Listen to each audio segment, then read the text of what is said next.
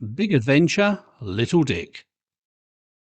Well, good morning to you. It's Thursday morning, Heathrow Airport, Terminal 2. Good morning. As I say, we're off to Turkmenistan today, through the stans, Kazakhstan, Uzbekistan, Tghis and a few other unpronounceable stans, 5 in total. Should be good fun. Terminal 2, Heathrow Airport, Turkish Airlines. Let's see how we get on with that one. Well, it's just gone 8 o'clock. We got here a little bit early. We got here about an hour ago. The flight goes at 20 past 11. You can see on the board there, 11:20, Zone A. Looks like it's packed out in the terminal at the moment. Well, I do notice it's extremely early at the moment to be having a drink, but Queen's Arms doesn't look too busy. Let's go and have a beer.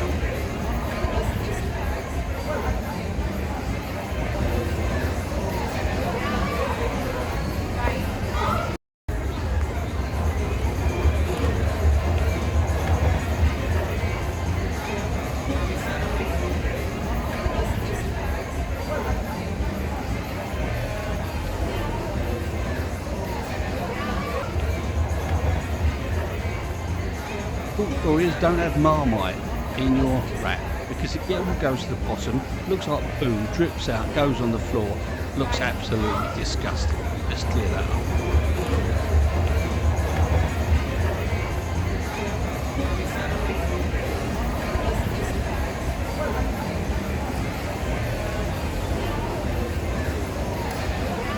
There's our baby, B38.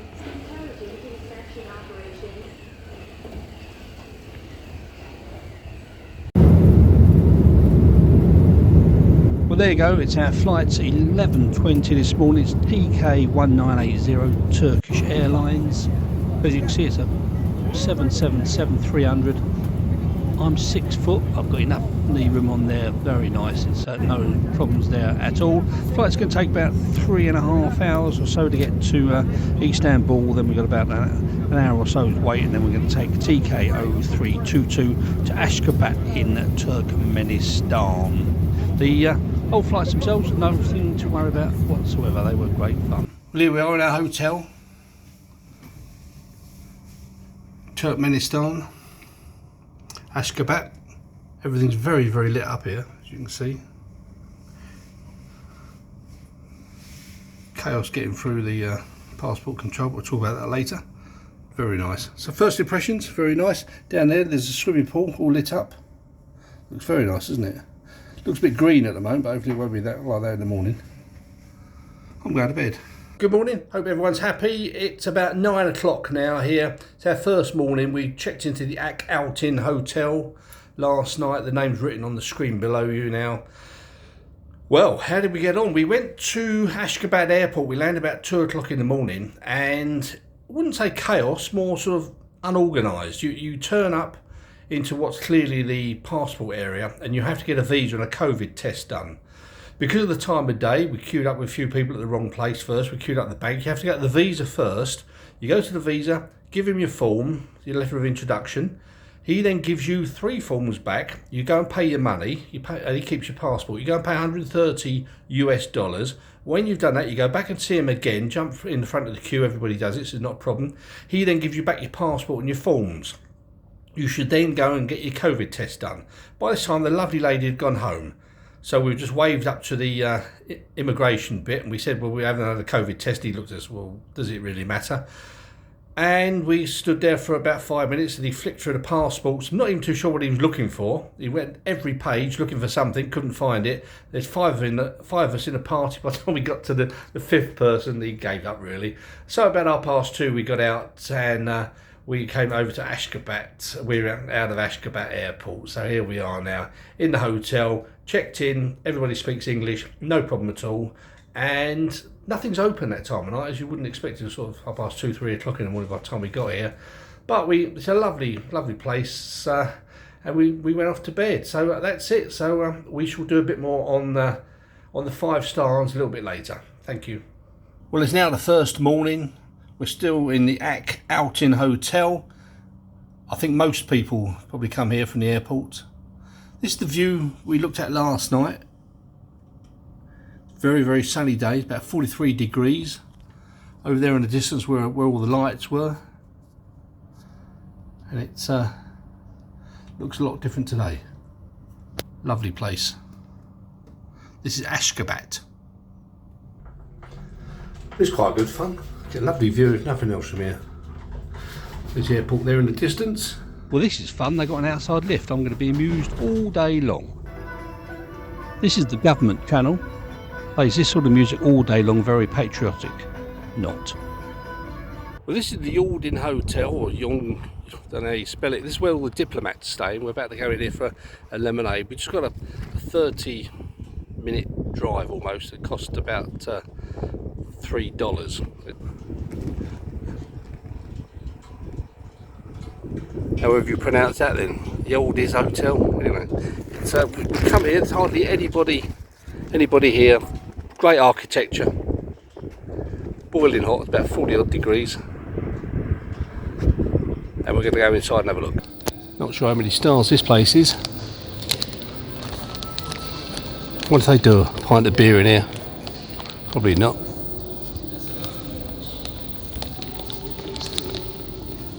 What a building.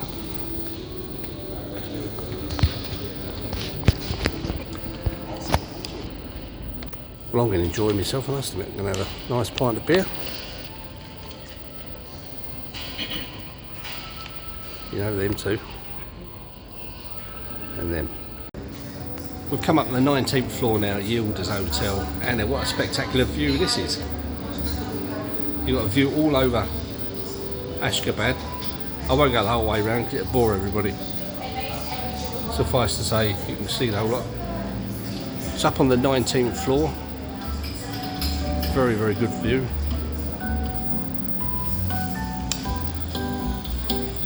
Over there's the airport. Just ordered up an espresso martini, about £5. What's that, $7 US?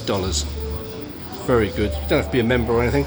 Down there is the bus stop. Apparently they got aircon in them and Wi-Fi and a television. You can't pick anything up on the Wi-Fi here. Everything's blocks at the moment. I haven't put a VPN in, so you can't get WhatsApp or anything. You send out Gmail emails. I just had to take the advice on this one, because on the beer bottle, it's a local one, Burke 2, it's a local beer. It says 12%. If it's 12%, blow your bloody head off a pint of that. But never mind, I'm told it's not 12%. I should find out shortly. We're on the outskirts of Ashgabat now. Desert. It's apparently about 60 to 70% of the country is just desert. Well, the first stop this morning is the UNESCO heritage site of Nisa. It's about 18 kilometres west of Ashgabat, which of course is the capital. I've got to tell you, you walk out there and it is so hot. There's no wind, there's no cloud, there's hardly any cover. Make sure you take a hat with you and plenty of sun cream, because you're going to need it. This goes back to about 2000 BC or something. It's very interesting that the way that all the bricks are still holding up, but they, as you can see, there's been a few extra bits plonked in there just to I think hold the site together. But the UNESCO heritage site of Nisa, well worth a visit. Say just outside of Ashgabat, about 18 kilometres, and you can get a taxi there.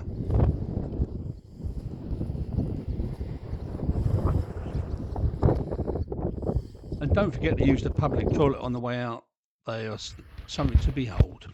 Talk to which, hold your nose. Oh, it smells good.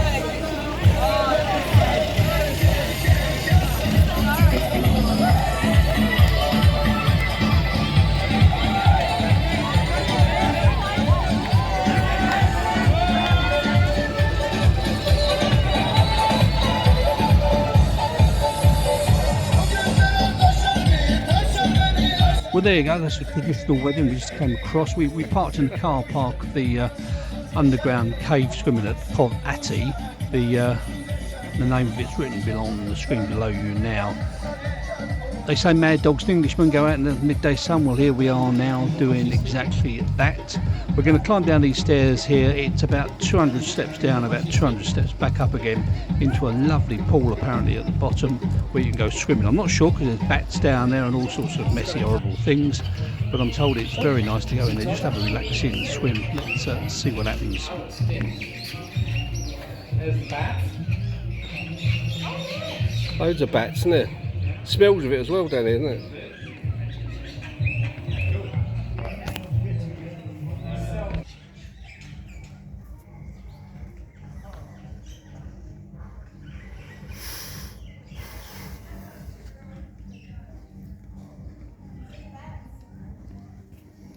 That's what it looks like. Oh, and that is.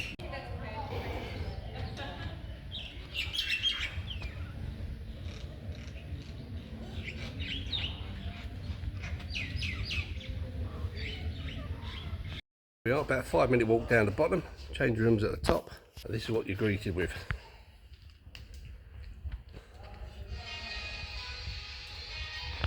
You can't actually see the water down there because it's flat calm. You can see my reflection in the water. Looks like it's covered in bat poo as well. Nice.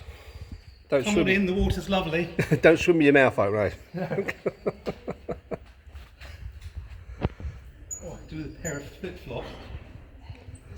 I'll do a lift to go back up again. Yes. He's in, he's alright, that little kid. There she goes. Well, all sorts of kebabs here going on. I balled up a beef one, so I think it was going to come out there.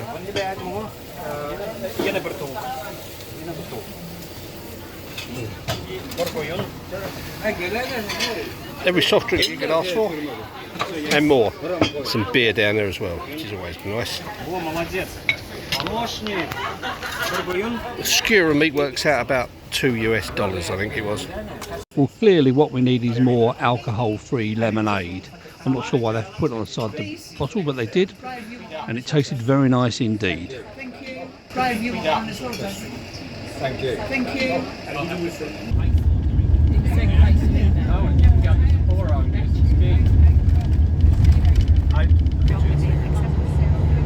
As you can see, Turkmenistan has an abundance of desert. It's fairly flat with soft rolling hills, unlike some of its neighbouring countries such as Tajikistan, which I'm going to cover in another video.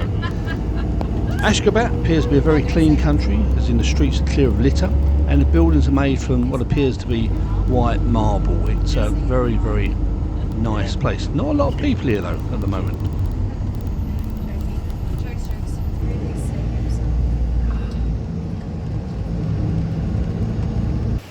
Well, they say that when in Rome, you're meant to do something. I'm not sure what you do. But when in Turkmenistan, to an English bar. It's called the Florida. Reminds me of EastEnders. There's the Beatles. And all the other bits that make it a British bar, the Carlsberg beer, etc., etc. Even a dartboard, guardsman, and all the stuff. As we saw earlier in the video, the night sky around Ashgabat is lit up every evening. This monument of a man on horseback was dedicated to the second president of Turkmenistan.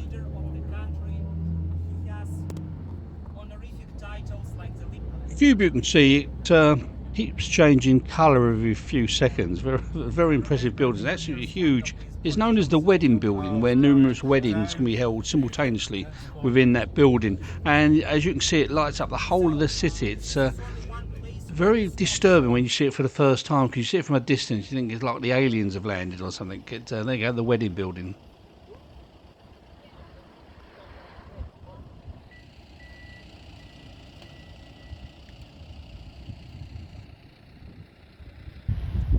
The spooky looking tower in the distance is the main television tower covering the whole of the city.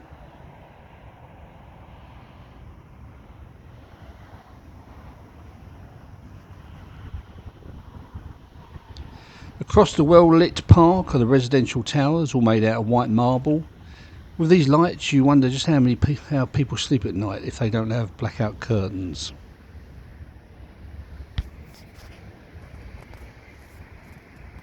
No, I haven't, but when I've been the museum worker, I was... How many? You've been overseas 12 times? 15. I've been overseas 15 times. Have you noticed the complete lack of people in the area? It's like that during the day as well here in the capital of Turkmenistan, Ashgabat. There is a fairly good reason why there's not many people about later, and I will explain a little bit later on why that is. As you know, Turkmenistan tries to break the Guinness Book of Records. That's why we have the largest building in the shape of the star. The largest The large building that looks like it should be named the White House is in fact the Congress Hall, and it's got connections there with the president who's currently serving. A number of the ministry buildings reflect the role of which they have. This is the Ministry of Books, and you can see quite clearly there's 6 pages on either side. This is the Ministry of Foreign Affairs, you can see the globe on the top.